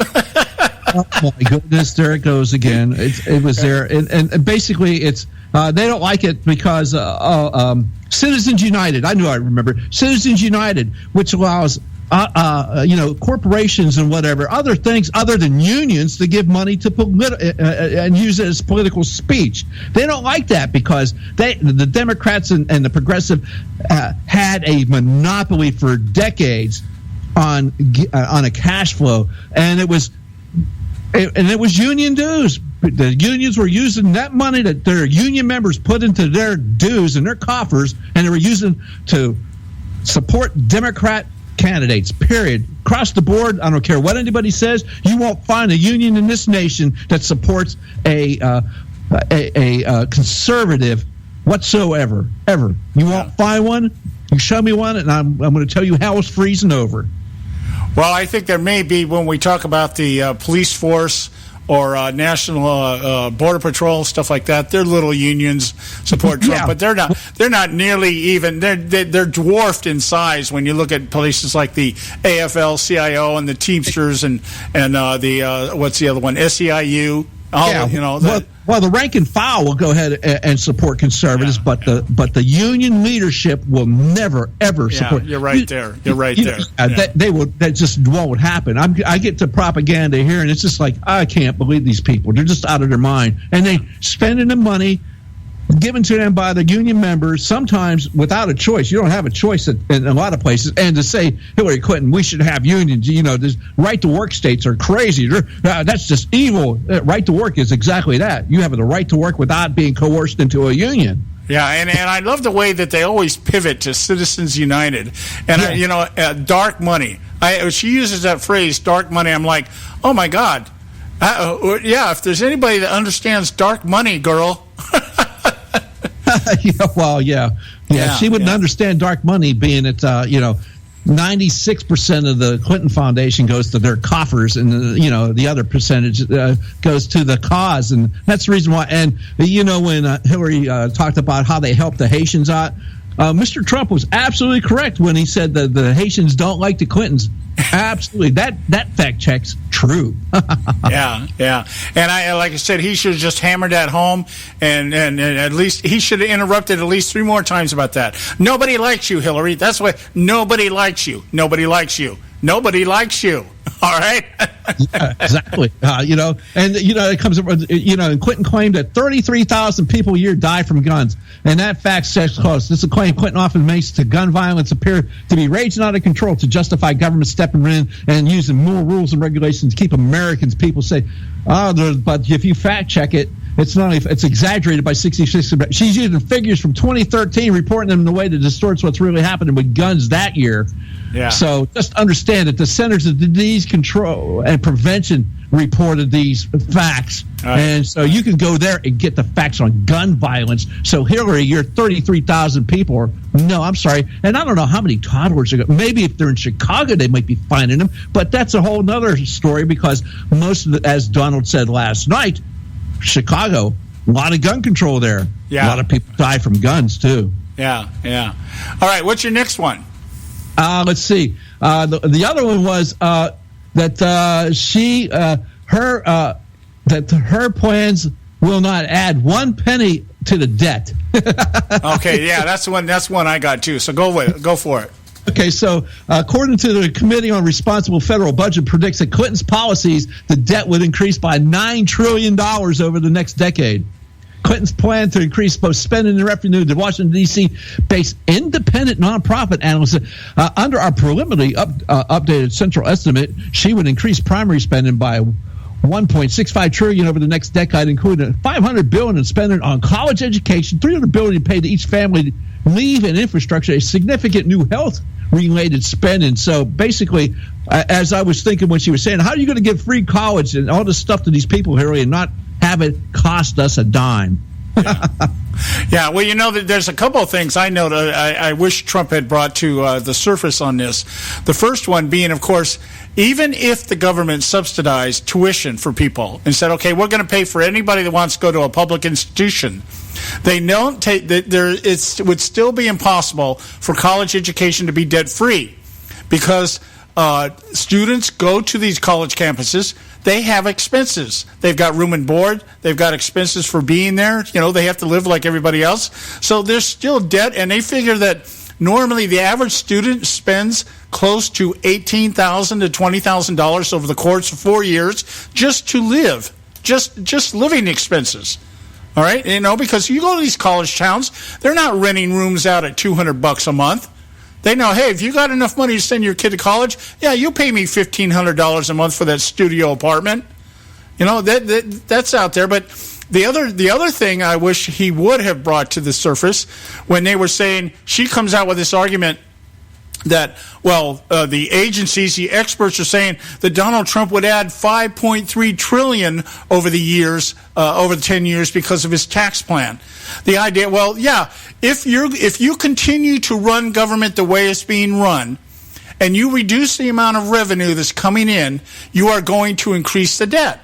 Yeah. But if you eliminate all these agencies and all this regulation and all these things that cost money to run, then you reduce the debt that way. So you reduce the taxes and then you reduce the expenses. Any company with the IQ of seaweed, if you're cutting down revenue, then you remove overhead. And it's not sit there and say, we'll just cut the revenue and we'll continue to pay.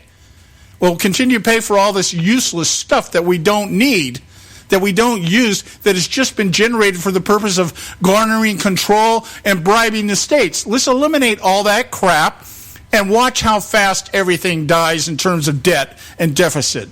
Well, that's the difference between a political hack and a businessman. Yeah, and so the Committee for Responsible Federal Budget said Clinton would add $200 billion over 10 years, and that's just an estimate because we know you give the government an arm and they'll take a leg. All right, we got to go to a quick break. We'll be right back, guys. We got more to do here with these fact checks, fact checking the fact checkers. We'll be right back.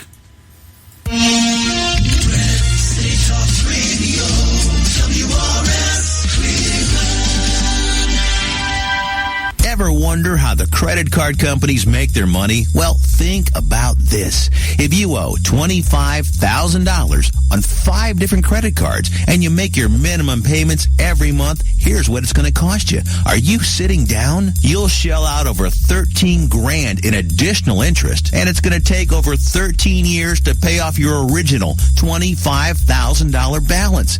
That's how they make money. Now it's your turn to fight back by calling the Debt Solutions Network. We'll work on your behalf to reduce your debt.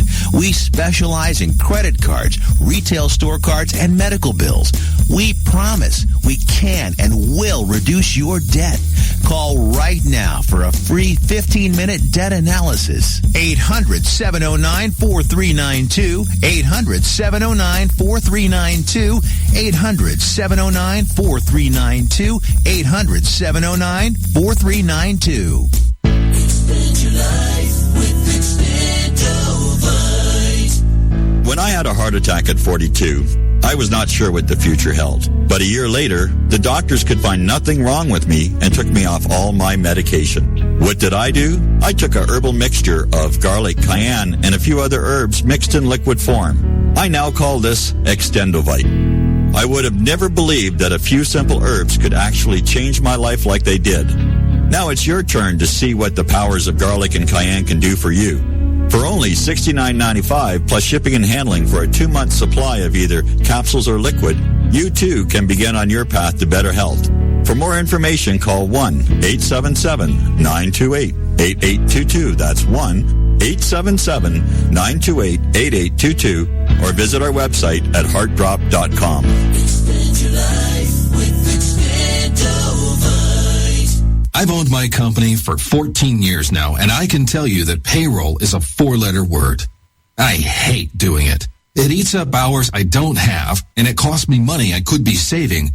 But my accountant's too expensive, and I'm not sure who to call. But I know I need help. We're Paychex, and we take all the hassles out of small business payroll. We save you time and money. It's easy. Call, fax, or give us your payroll information securely online, and we take care of the rest. We calculate the correct taxes, manage payments and direct deposits. We even send out your checks. Payroll doesn't need to be a 4-letter word anymore. We're so sure that we can save you time and money that we'll give you a month's payroll free. Just for calling 877-663-3830.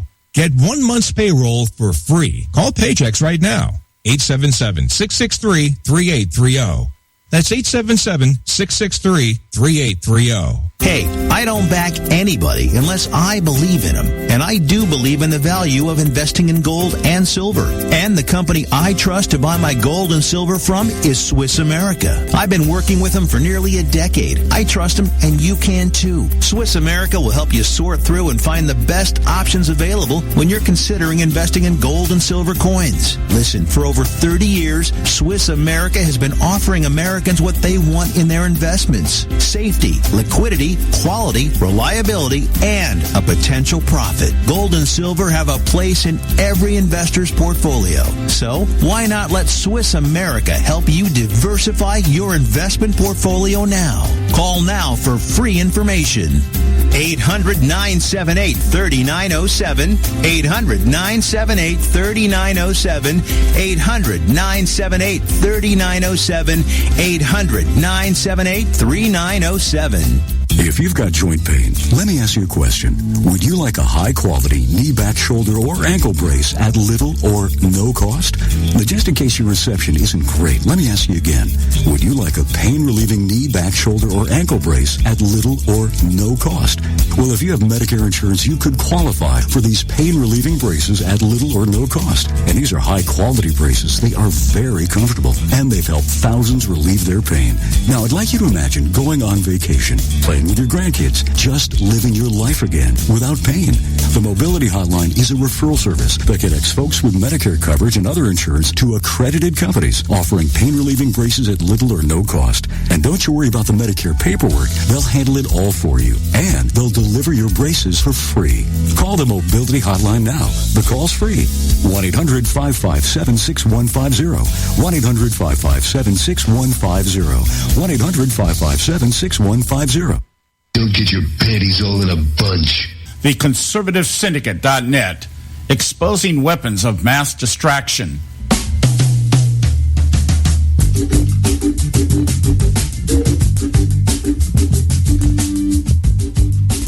You're listening to the Conservative Syndicate, real conservative talk from real conservatives, and we're glad to have you with us today.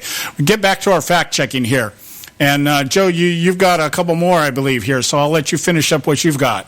Yeah, let's get to one last one here for me, and then we can get to the ones you have. And we've been dealing with things we've been finding where we're false. Oh, that's not true. That's not true. Let's get to one that's true. Unfortunately for Mrs. Clinton, is going to go bad for her. Yesterday, Donald Trump said during the debate that the Clinton Foundation accepted millions of dollars in donations from countries that treat women horribly. And that is absolutely correct. And this is from Jerome Hudson, who's reporting on this. And he said Trump, in fact, mentioned Clinton Foundation took money from Qatar and Saudi Arabia. Saudi Arabia has donated up to $50 million to the Clinton Foundation, despite a horrid human rights. In fact, Hillary Clinton, and this comes from her own State Department, criticized Saudi Arabia for its lack of equal rights for women and children, and said human trafficking and violence against women are common in that country. Qatar donated $1 million to $5 million to the Clinton Foundation, despite Clinton being well aware of the country's horrific record of violence against women. Qatar has continuing human rights concerns, according to a 2012 report released by Hillary Clinton's State Department. Those human rights restrictions included freedom of religion, trafficking in persons, legal, institutional, and cultural discrimination against women, limited their participation in their society. Yeah, so there you go. That one happens to be true. Yeah, when we get into this conversation about women's rights, I want to just reiterate something here. The women's rights thing, especially when, her big thing is she always tries to pivot into the abortion issue when it comes to women's rights. Trump, I thought, landed a major blow when he said that. Here you are taking $25 million, and then the challenger, hey, maybe you should give that money back. Here's the people. Well, you remember during the debate last night, in her defense of abortion, she made a statement that there were, in fact, I think she was offering it during her rebuke, when Donald Trump was talking about taking money from Saudi Arabia, one of the biggest violators of quote unquote women's rights, where they and gays. You see, they throw gays off of buildings, and and things that they do. The women over there, they have no rights. This, that, and the other. And she was talking about in countries like China, where they force people to have women have abortions. Meaning in China, the big population problem they have right now is that they no longer have enough women to marry the men over there, because it used to be if you had a woman child, they would abort it because they didn't want the women. They were non-productive. They didn't serve the state as well. And then and she also mentioned a country, Romania, where they force women to have children.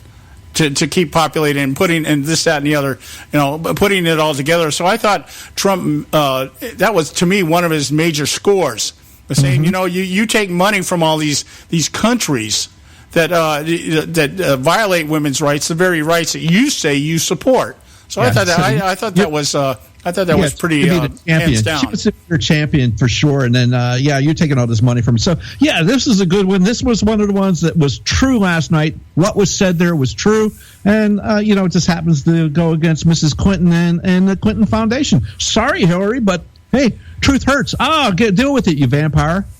Yeah, well, I thought he would have. I really had wished he would have come back on this, especially when she said 90% goes.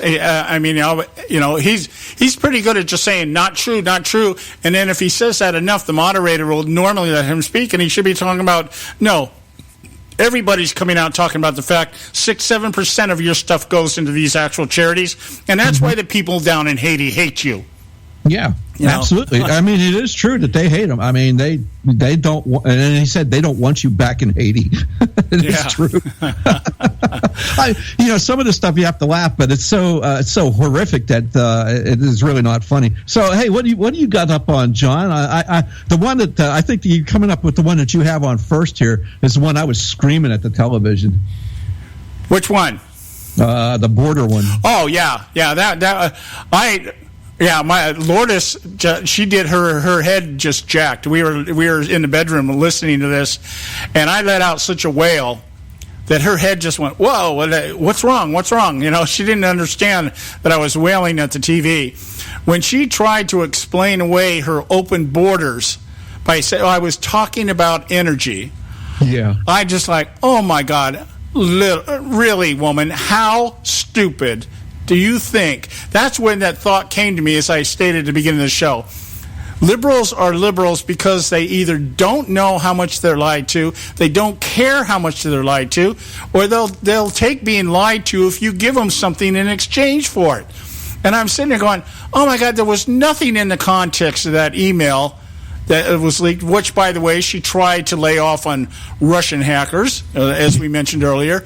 There was nothing in that email that even could remotely be explained as referring to energy. Yes. She was talking about open trade, open borders for open trade, and hemispheric doings, and this, that, and the other. And I'm like, there was nothing. You couldn't even. You had to, I don't know who thought that answer up, but they should definitely get the crap. For the day, instead of an attaboy, they should have got the crap award. Who thought of that? And then she read it off her little notepad down there. I don't know if it was an iPad or whatever, but I don't know what she had going on there. But she was absolutely trying, because I guess she couldn't remember all her lies, so she had to get them written down. I love this. Here's what she actually said on May 16, 2013, to the Brazilian bank. My dream is a hemispheric common market with open trade and open borders. Sometime in the future, with energy as green and sustainable as we can get, power and growth and opportunity for every person in the hemisphere. She's not talking about energy there. She's talking about open trade, open borders. Well, she mentioned energy in context of that, but she was talking about creative destruction. She was talking about green energy. These open borders for the purpose of creating. The purpose of creating new energy, new creative destruction, as it's legally called. All right, but it wasn't about having energy going across open borders. Yeah, okay. I went the same way when she said, I said, what? Get out. No way. I was just like, oh, my God, they're actually saying it. She said it out loud. And I was like, hit her with it. And then, the unfortunate thing for me, and it was just like, I was like, wow, Don, you're really not really prepared for this tonight, because he had to wait for freaking Chris Wallace to bring it up. Yeah, I know, and it was, like I said, and I know Wallace did try to double down on it. He did. No, that's not what you said, but he didn't press it, and Trump should have jumped in at that moment. Thank you. Yes. Yeah, and he didn't do it.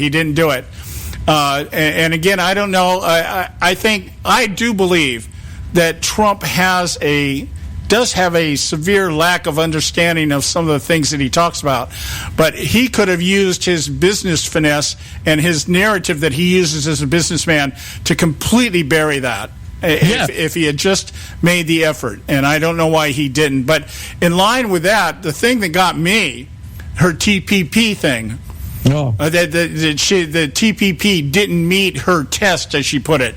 Bull crap! It's the gold standard. Yeah. Now it says here, and Wallace, I think, did call that up. Her hacked emails say that Jake Sullivan was her top foreign policy advisor, called her a big champion of the deal, and worried about how to handle the issue in the face of Bernie Sanders' opposition. So she later flip-flopped into opposition during the Democratic primaries against Sanders. Now, here's all you need to know. This is all you need to know as to whether Hillary Clinton would support or will support the TPP deal. One of the things that has come out in the media the last couple of days, I don't know why they're floating this out there. I think they're doing it because they want to use John Kasich as yet another example of a GOP establishment type that disapproves of Donald Trump. Yeah. But John Kasich came out the other day and said about the Trans-Pacific Partnership that if the GOP does not adopt it, then the party will die. He said they have to adopt the TPP, and he will do everything in his power to help Hillary Clinton get that thing going. Now, tell me Hillary Clinton's going to tell us that she does not support this, and she's got one of the prime establishment operatives on the other side of the aisle telling his party, you guys are idiots if you don't do this? Mm-hmm. That's all you need to know. She's already got allies on the other side that will help get the TPP in motion. And what will TPP do? It will be open borders and open trade, and the American worker is going to pay for it. And she wants all of that. So don't tell me she's opposed to the TPP. She loves the TPP. It'll be this hemisphere's European Union model, and we will die by it. Yeah, because we don't need the TPP at all. That combined with NAFTA and what we have, we'll rebuild the middle class. We'll make everybody as impoverished as they are over in China. Yeah, thank you. Okay, that's the objective. It's not rebuilding the middle class for the American dream. It's rebuilding the American class for the socialist dream. That's where we're at here. We got to go to a quick break. When we come back, we'll continue. I got a couple more here. I think we have enough time to get through these. Stay with us right here at the Conservative Syndicate. There is an old saying, children should be seen but not heard. At no time is this more apparent than when politicians speak. The ConservativeSyndicate.net, the adult in the room. Hey folks, if you're like me, you don't place a whole lot of trust in today's media for the real truth and facts regarding the volatile world of finance and politics. When I want the real scoop on money, I go to the most trusted source I know, my good friend and colleague, Bob Cardosa. Bob is a noted expert with a PhD in international finance who airs his nationally known, globally syndicated show, Robert Cardosa Live Daily, Monday through Friday, 3 to 5 p.m. Pacific time. With Bob, you get the right information at the right time from someone who knows his business and can help you make the right decisions concerning yours. Again, Bob airs daily, Monday through Friday, 3 to 5 p.m. Pacific time. Visit his website at robertcardosalive.com for information regarding stations and topics. That's robertcardosalive.com. Check Bob out. You'll be glad you did.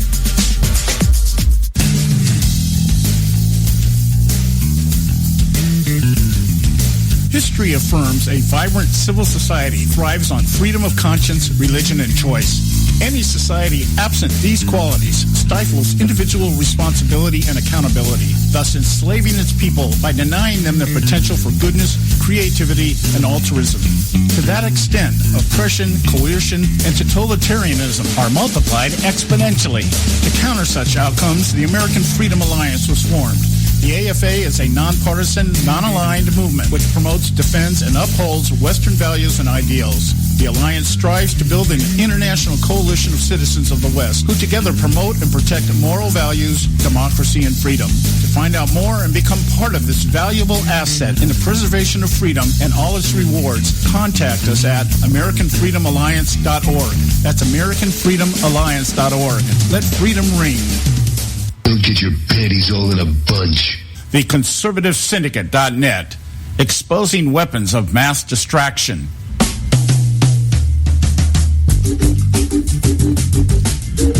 All right, hey, we're back, and you are listening to the Conservative Syndicate, Real Conservative Talk from Real Conservatives. I'm your host, John Matthews, along with Joe Hagos. I want to get, I think we have time for one more here. One more of the fact-checking, the fact-checkers. One that really kind of got me. Because, again, the media today is playing this whole thing of the rigged elections.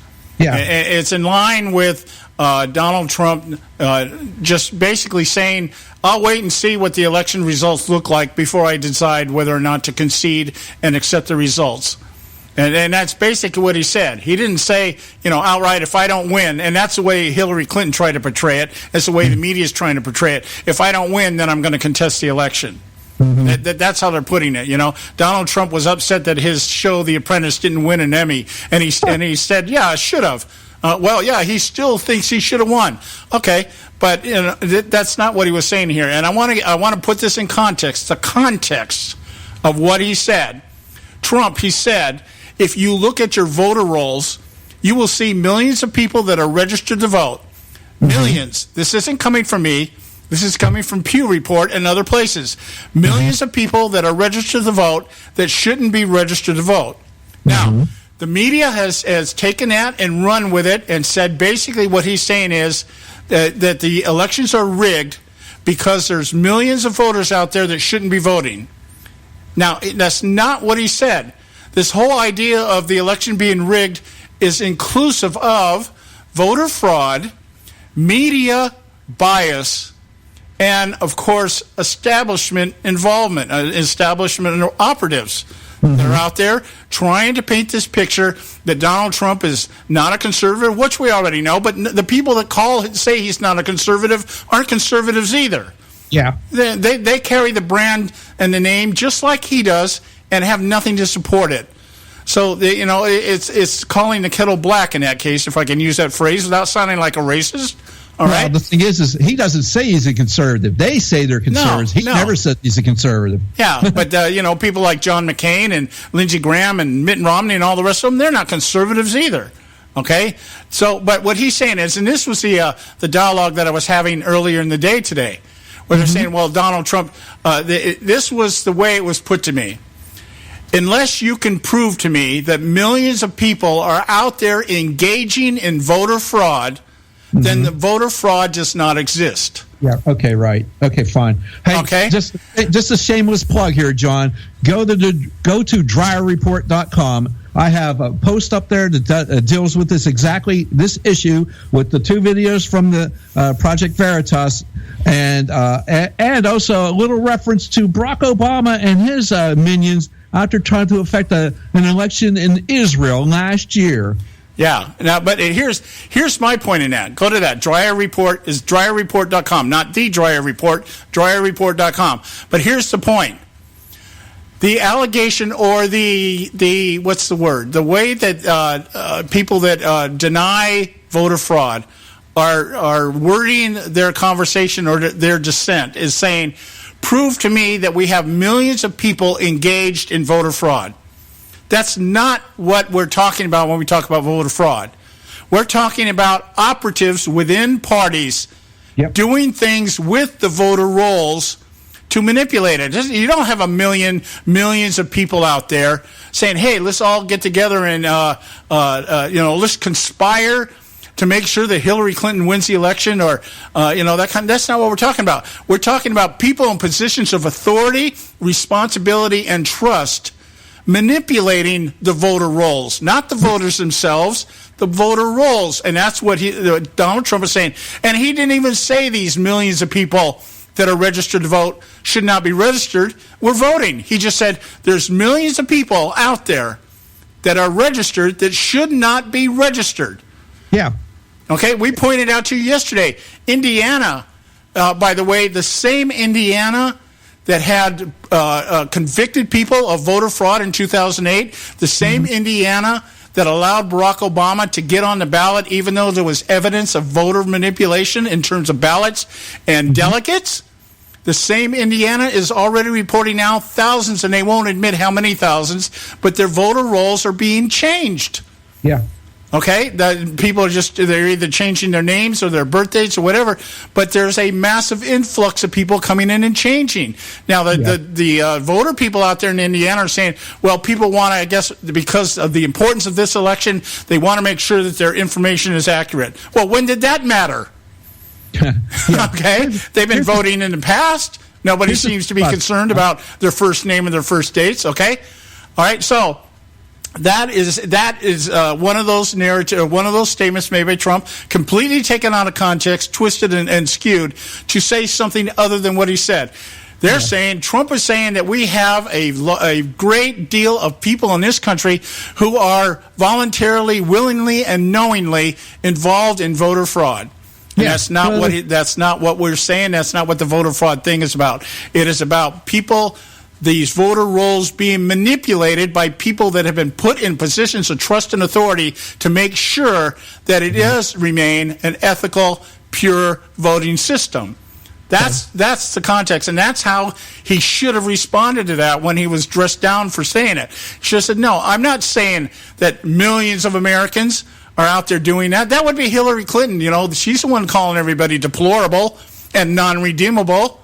You know, the same way with the violence thing. She still, even after it was talked about, and she did not rebut the argument that there were operatives out there creating violence at Trump rallies, she still had the audacity to turn around and accuse Trump supporters of inciting violence at rallies. Like, wait a minute, didn't we just cover this? You know, it's already been proven. Trump people don't go to Trump rallies to incite violence.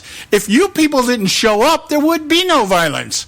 And your people are out there inciting the violence. Remember the 69-year-old lady with the oxygen tank on was beat up by one of her own people? Both of them were paid by this operative to show up at this Trump rally so that the camera would get a 69-year-old lady being assaulted by a man at a Trump rally? And so they say, yeah, this is what the Trump rallies are about. We got this poor Democrat lady over here who relies on Medicare and Medicaid and everything else, and this guy wants to push her off the cliff. There you go. That's what it's all about. Anyway, guys, we're at the end of the show for today. We will not be broadcasting live tomorrow. I'm going to give you a heads up here. We'll be putting up an archive. Joe and I both have commitments that just require. We don't have stand-in hosts here, so we require to be someplace else. But we'll be back on Monday, and because we're doing it on Thursday, today's our Friday, we have for you Raise Them Up, how we always like to close out our broadcasting week. We love you. Visit our website, theconservativesyndicate.net. We'll talk to you on Monday. Guide me to who you want me to help. Raise up more that will call upon your name. Raise up those that love you and seek you and trust you. Raise them up, Lord, raise them up. Lord, we need a generation of believers who are not ashamed of the gospel. We need an army of believers, Lord, that hate to be lukewarm and will stand on your word above all else. Raise them up, Lord, raise them up. I pray for unity among those that love you. I pray that you open their eyes so that they can see your truth, Lord. I pray for your hand of protection and guidance. Raise up up a generation, Lord, that will take light into this world, that will not compromise when under pressure, that will not cower, Lord, when others fall away. Raise them up, Lord, that they will proclaim that there is salvation in the name of Jesus Christ. Raise up warriors, Lord, who will fight on their knees, who will worship you with their whole hearts, Lord. Lord, call us to battle, that we may proclaim you King of kings and Lord of lords. I pray these things with all my heart. Raise them up, Lord, raise them up.